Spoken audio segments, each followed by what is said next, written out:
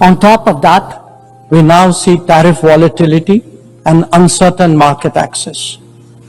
As a result, de-risking is a growing compulsion, whether from limited sources of supply or over-dependence on a particular market. Economic concerns have other dimensions as well. Heightened technology control is one. The grip on supply chains and critical minerals is another. The shaping of connectivity is no less sensitive. Protection of key sea lanes has become a challenge. Restricting the evolution of a global workplace is an issue. Each makes a compelling case for more international cooperation, not less. But are we really headed in that direction? And where has the UN actually made a difference?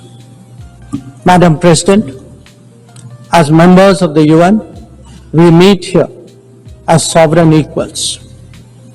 That is not a formalism, but a recognition of the inherent diversity of our world. Understandably, we have different history, traditions, heritage, and culture. For them to coexist, for them to enrich each other, it is imperative that we foster understanding and respect. This will only happen when we resist political interference and economic. While asserting our rights, we must also firmly face up to threats. Countering terrorism is a particular priority. Major international terrorist attacks are traced back to that one country. UN's designated lists of terrorists are replete with its nationals.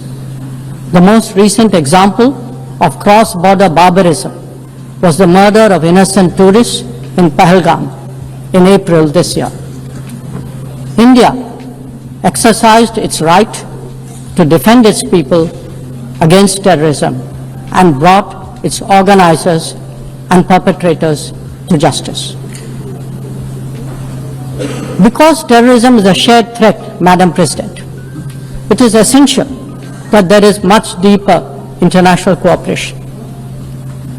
When nations openly declare terrorism a state policy, when terror hubs operate on an industrial scale, when terrorists are publicly glorified, then such actions must be unequivocally condemned.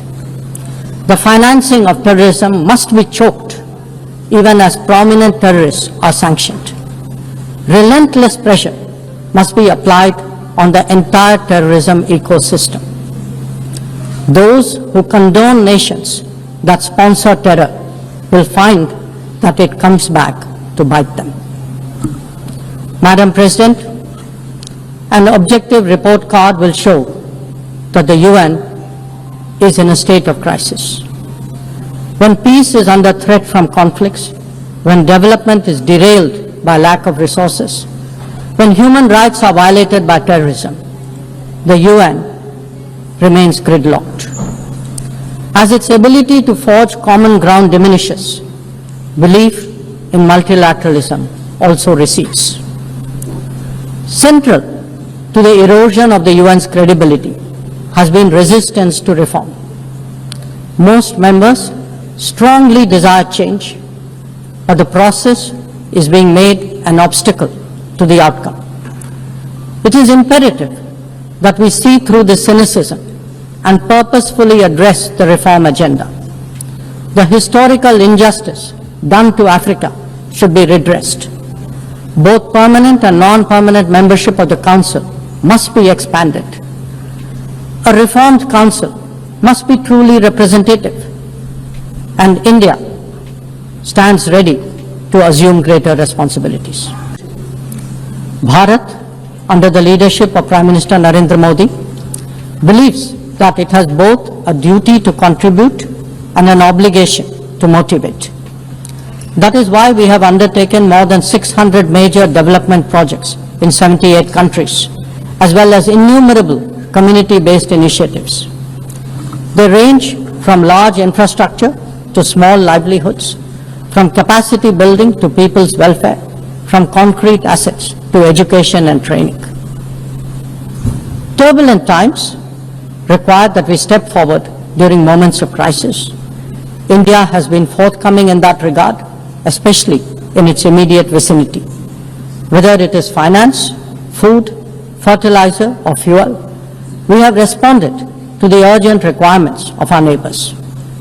Madam President, climate events and conflicts have created a demand for HADR assistance.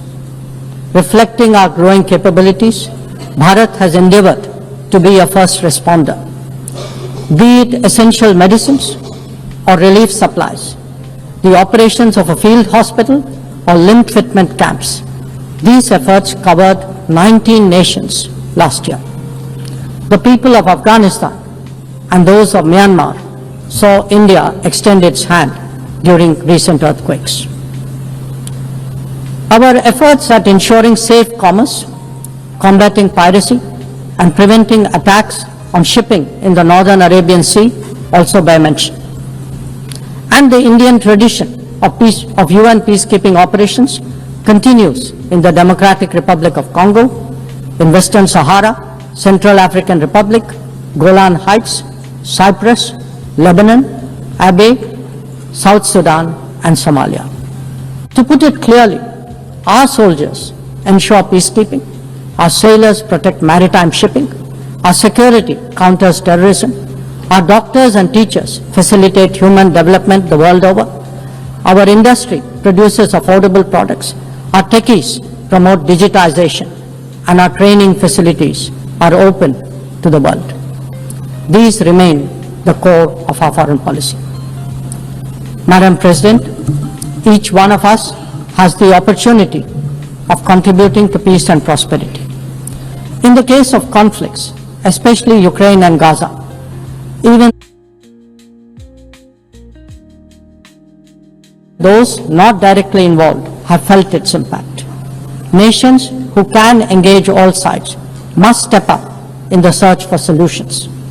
India calls for an end to hostilities and will support any initiative that will help restore peace.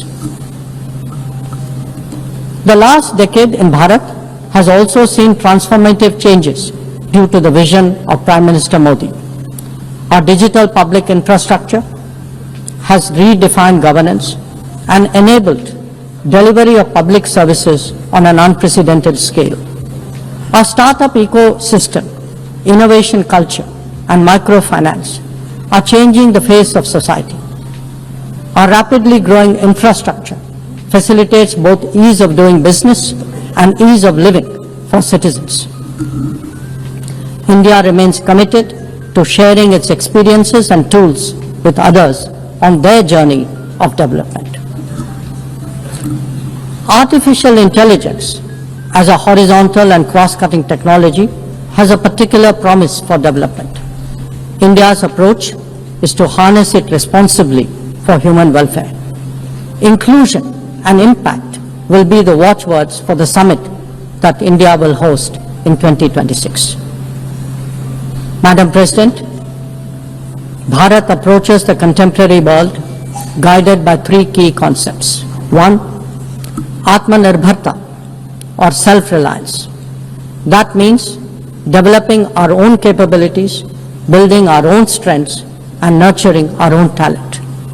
We see its results already, be it in manufacturing, in space programs, in pharma production, or in digital applications. Make, innovate, and design in India also benefit the world. 2. Atmaraksha, or securing oneself. We remain determined to protect our people and secure their interests at home and abroad. That means zero tolerance for terrorism, robust defense of our borders, forging partnerships beyond, and assisting our community abroad. And 3, Atma Vishwas, or self-confidence. As the most populous nation, as a civilizational state, as a rapidly growing major economy, we are confident about who we are and what we will be. Bharat will always maintain its freedom of choice and will always be a voice of the Global South. International cooperation must prevail because islands of prosperity cannot flourish in an ocean of turbulence. A world order requires common purpose as it does empathy for others. That is where we look to the United Nations. Madam President, every member who can make this world a better place must have the opportunity to do their utmost. And for that to happen, reformed multilateralism is the obvious way. The 9th decade of the UN must be one of leadership and hope. Bharat will do its fair share and more. I thank you.